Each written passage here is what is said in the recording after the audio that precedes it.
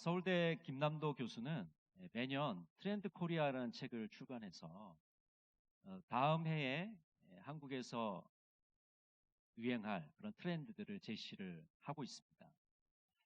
올해도 책이 나왔는데요. 2024년도에는 어떤 트렌드가 한국을 주도할 것인가? 10가지를 이제 제시하는 중에 한 가지를 말하고 있는데 바로 호모 프롬프트라는 그런 것을 말하고 있습니다. 굉장히 이제 좀 생소한 단어인데요.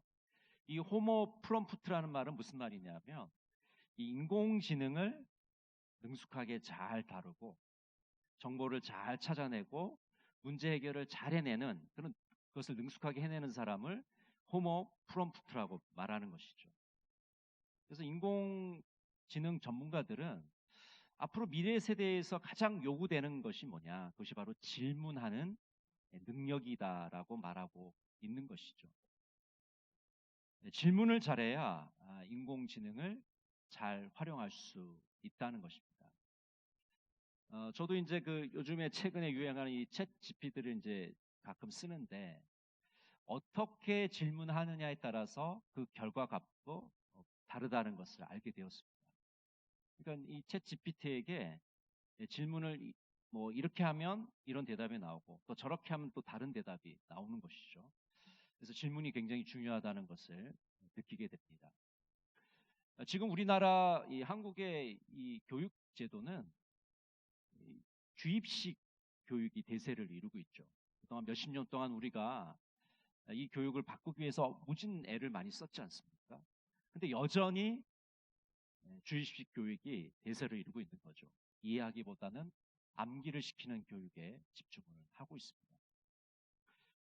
그래서 이런 주입식 교육에서 질문하고 이 토론하는 교육으로 이제 바뀌어야 되는 것이죠. 예를 들어서 이 하브루타 교육이라는 유대인들의 하브루타 교육이라는 것이 있는데 이 하브루타는 두 사람씩 짝을 지어서 1대1로 묻고 질문하고 토론하는 그런 교육입니다. 그래서 이제 하브루타를 하게 되면 어떤 일이 벌어질까요? 교실이 시끄러워집니다. 도서관이 시끄러워지는 것이죠. 우리나라는 그동안 계속 교실에서 정숙해라. 도서관에서 시끄러우면 안 된다. 그것을 강조해 왔죠. 그래서 조용한 도서관, 조용한 교실이 되어서 좋긴 한데 토론하지 않고 질문하지 않기 때문에 발전이 없는 것이죠. 유대인들의 하브루타 교육 때문에 유대인들이 또 수많은 노벨상을 받지 않았습니까? 미래 세대에는 왜라고 묻는 것이 매우 중요합니다. 왜라고 질문할 때 거기서 호기심과 창의성이 나오기 때문입니다. 지드 레비는 이렇게 말합니다. 한 사람의 지성은 그가 하는 대답보다 그가 하는 질문으로 판단하기가 훨씬 쉽다. 무슨 말입니까? 질문을 잘해야 된다는 거죠. 날카로운 질문을 하게 되면 좋은 대답을 얻게 됩니다. 여러분 질문을 대충 하게 되면 그 대답도 들으나 마나한 대답을 듣게 되는 것이죠. 오늘 우리는 본문에서 욥의 왜, 욥의 어찌하여를 만나게 되는 것이죠. 여러분 오늘 본문에서 어찌하여, 왜라는 것을 외치고 있는 것입니다.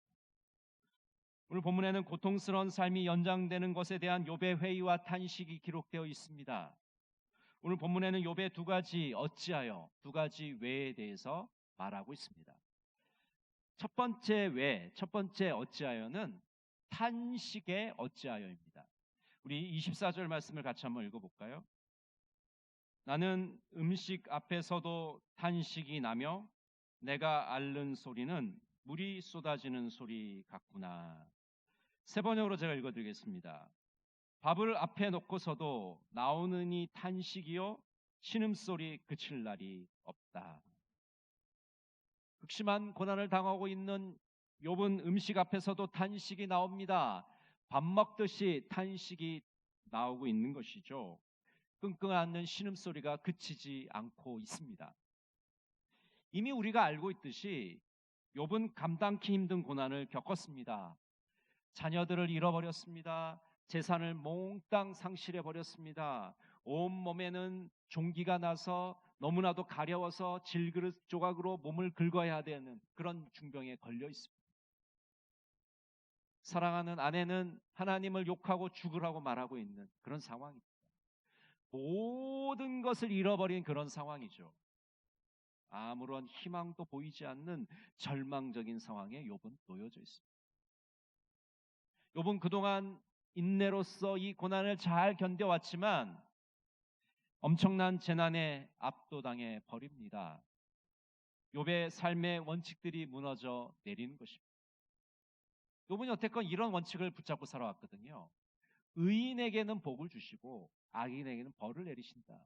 이 신념으로 살아왔어요. 근데 이 고난을 당하면서 다 무너져 내린 것이죠. 왜 하나님은 의인에게 벌을 주실까라는 탄식이 나오게 되는 것입니다.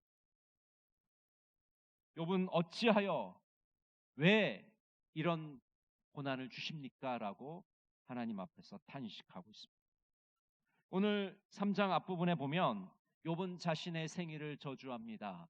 태어난 날을 저주하고 있습니다.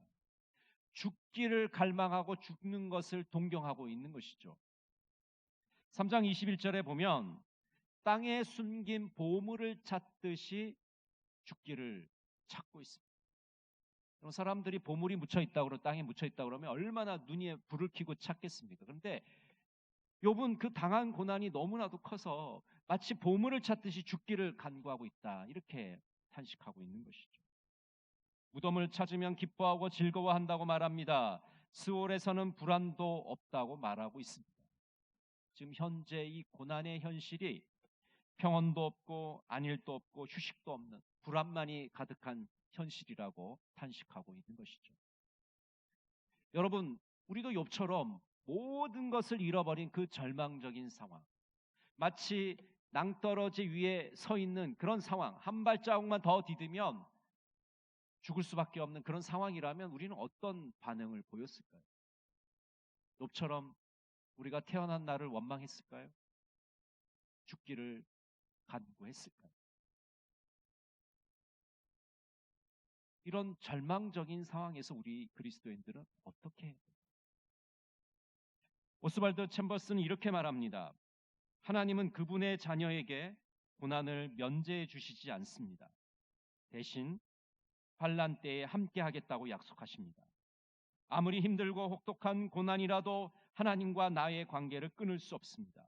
어떠한 절망도 그리스도의 사랑에서 끊을 수 없습니다.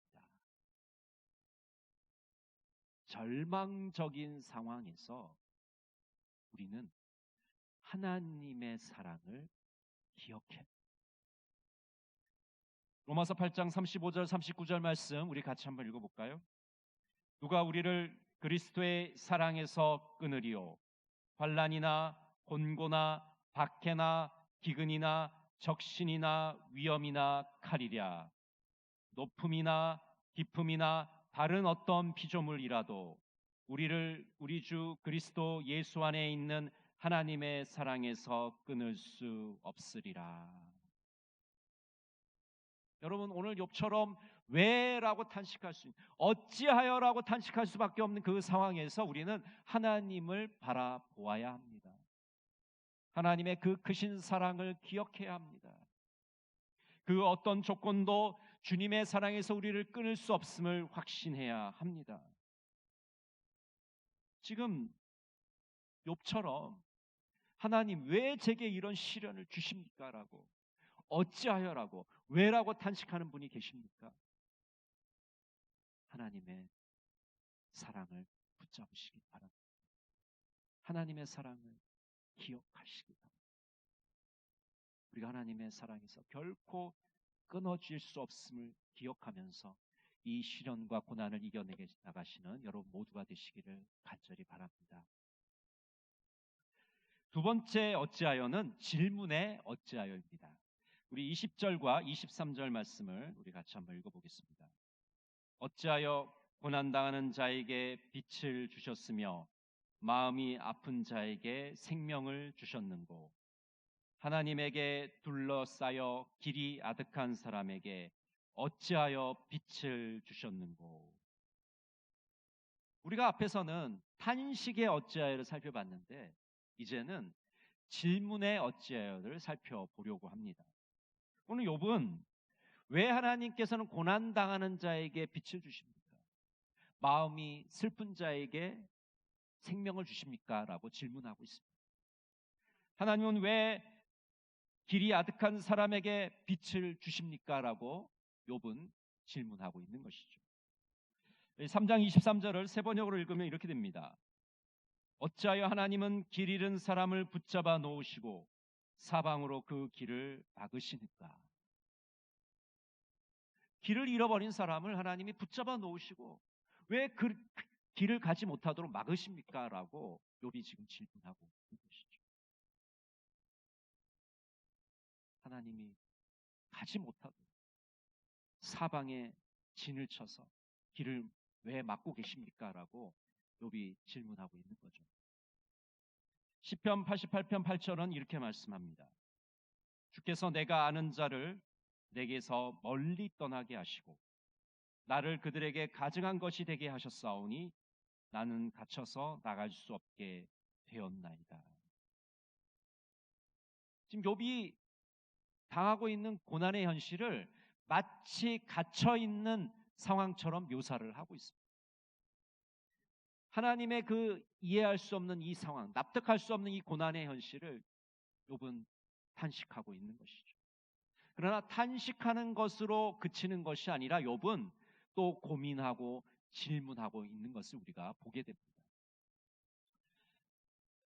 예전에 한국 교회는 성도들에게 덮어놓고 믿으라고 하는 말을 많이 했습니다. 여러분 많이 들어보셨죠?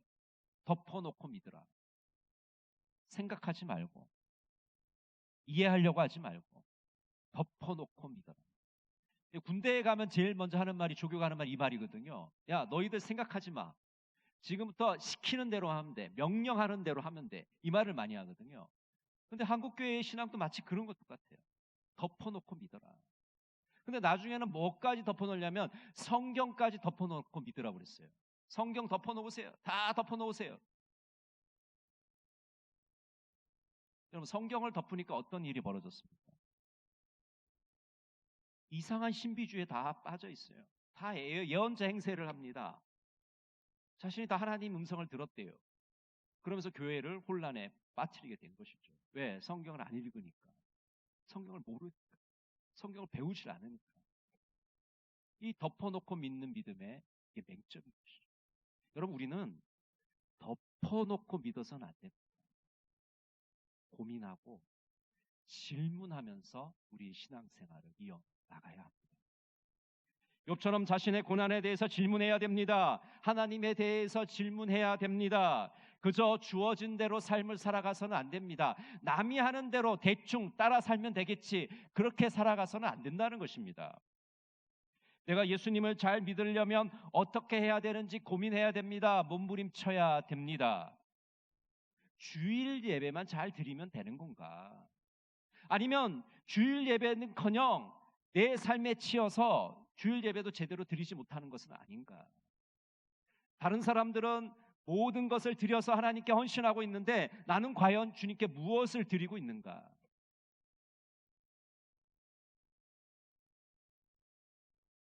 예수님이 가신 길을 따라가기 위해서 그 제자의 길을 고민해야 됩니다. 구원받는 것에 대해서 끊임없이 질문하고 묻고 몸부림을 쳐야 되는 것입니다. 김기성 목사님은 이렇게 말하고 있습니다. 초대교회 교인들의 별명은 그 길을 걷는 사람들이었다. 그 길은 물론 예수라는 길이다. 예수를 믿는다는 것은 예수의 길을 나의 길로 삼아 살아가는 것이다. 세상의 어디를 향해 걷든 나는 그 여정이 내 삶의 중심이신 그분을 향한 것이 되기를 소망한다.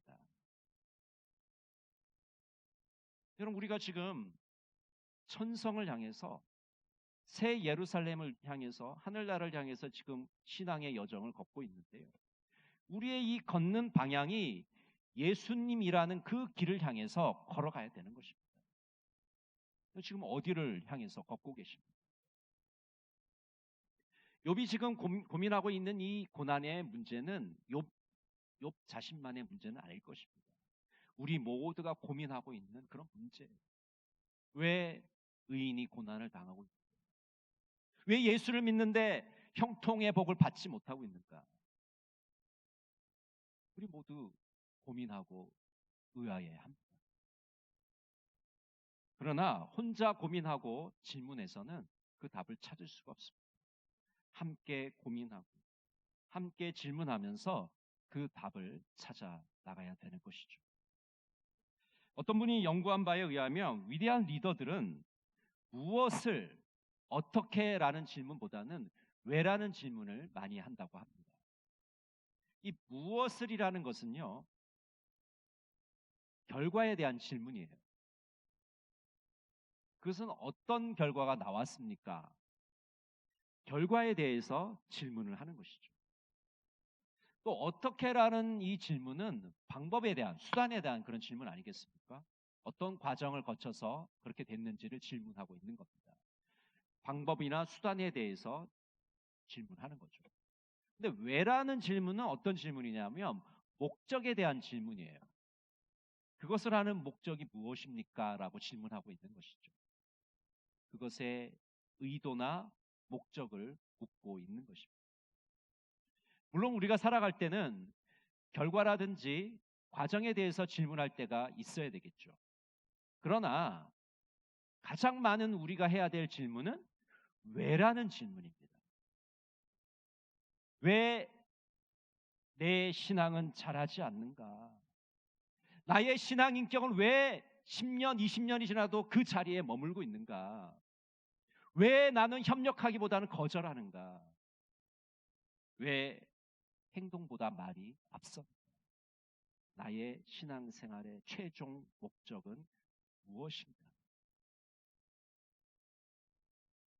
여러분, 현재 신앙생활의 현주소를 파악하시고 끊임없이 질문하시고 고민하시기를 바랍니다. 예수의 길을 가겠다고 몸부림치시기를 바랍니다. 여러분, 우리가 주님의 길을 가겠다고 몸부림치지 않으면 우리의 신앙은 더 이상 자라지 않습니다. 맨날 그 모양 그 꼴로 살아가게 되는 것입니다. 현실에 안주해 버리는 것입니다. 우리의 고난의 현실에서, 이 고난의 현장에서 몸부림치며 질문하고 고민하시는 여러분 모두가 되시기를 간절히 바랍니다. 최승일 목사님은 고난의 숨은 뜻 6가지를 우리에게 말해줍니다. 고난이 심한 것은 뭔가 새로운 것이 일어날 징조이다. 때때로 고난은 인생의 지름길이 된다. 고난 없이 얻은 승리나 성공은 오래가지 못한다. 고난은 선한 사람에게도 찾아옵니다. 이 세상에 극복하지 못할 고난은 없다. 하나님은 고난당하는 인생들을 돌아보신다. 여러분, 우리가 당하는 고난에는 숨은 뜻이 있습니다. 이 숨은 뜻을 깊이 가슴에 새겨보시기를 바랍니다. 여러분, 여러분들의 지금 살아가는 이 현실이 마치 욥이 당하고 있는 고난처럼 너무나도 숨쉬기도 답답한 그런 현실이십니까? 혹독한 고난 가운데서 정말 죽었으면 좋겠다라고 생각하는 분이 계십니다. 하나님의 사랑을 기억하시기 바랍니다. 히브리서 13장 5절은 이렇게 말씀합니다. 그가 친히 말씀하시기를 내가 결코 너희를 버리지 아니하고 너희를 떠나지 아니하리라 하셨느니라. 여러분, 고난의 현실 쪽에서도 하나님은 나를 잊어버리지 않으십니다. 나를 버리지 않으십니다. 나를 떠나지 않으십니다. 나와 함께 해주세요. 그 하나님의 사랑을 붙잡으시길 바랍니다. 그 하나님의 은혜로 다시 일어서시기를 바랍니다. 여러분, 이번 한 주간 어떻게 살아가시겠습니까? 끊임없이 예수님의 길이 무엇인지를 질문하시고 고민하시고 몸부림치시면서 주님의 길을 걸어가시는 여러분 모두가 되시기를 간절히 바랍니다. 기도하겠습니다. 사랑의 하나님, 혹독한 고난 앞에서 어찌하여라는 탄식이 나옵니다. 너무나 힘들고 괴롭습니다. 그러나 다시 하나님의 사랑을 붙들게 하여 주시옵소서. 올바른 신앙의 길을 고민하며 질문하며 살아가는 자들이 다 되게 하여 주시옵소서. 예수님의 이름으로 기도드립니다.